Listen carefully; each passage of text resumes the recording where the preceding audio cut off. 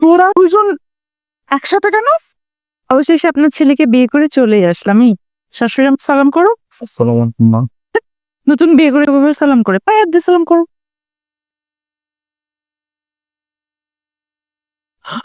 আমি এসব কি দেখছি? শাশুড়ি মা, অজ্ঞান হওয়া যাবে না তো। নতুন বউকে বরণ করেন নাই তো, আগে বরণ করেন তারপরে অজ্ঞান হন। বাসর ঘরে যাইতে হবে তো। এই রাতুল, দরজা খোল।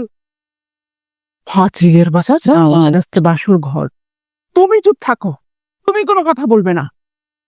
তোমার ফাজিল। হ্যাঁ, আমি একটু অজ্ঞান হয়ে পড়ে গেছি, এর মধ্যে বাসর ঘরে ঢুকেছে। তুমি আটকালে না কেন? রাতুল, আয় হারামজাদা, দরজা খোল। কি ব্যাপার?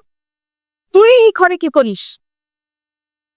বাসর ঘরে কি আর করেন না, গল্প করতেছিলাম। আপনি এখানে কি করেন? জানেন না আজকে আপনার বাসর রাত? নির্লজ্জের মতো বউ শাশুড়ি দুজন চলে আসছে। হ্যাঁ, তোর কত স্পর্ধা, তুই আমার সহজ সরল ছেলেটাকে পটায় পটায় করে নিয়ে চলে আসছিস। হ্যাঁ শাশুড়ি আম্মা একদম ঠিক বলছেন, অনেক বড় অন্যায় করে ফেলছি আমি। আপনার এই যে সহজ সরল কেজিতে পড়া ছেলেটাকে আমি চকলেট খাওয়ানোর লোভ দেখিয়ে মনু কাকার দোকানে নিয়ে গেলাম, একটা ললিপপ কিনে দেবো যে কাজী অফিসে চলো আমরা বিয়ে শাদী করে। ওর হাত ধরে ধরে সিগনেচার করে দিলাম, তারপরে বিয়ে শাদী করে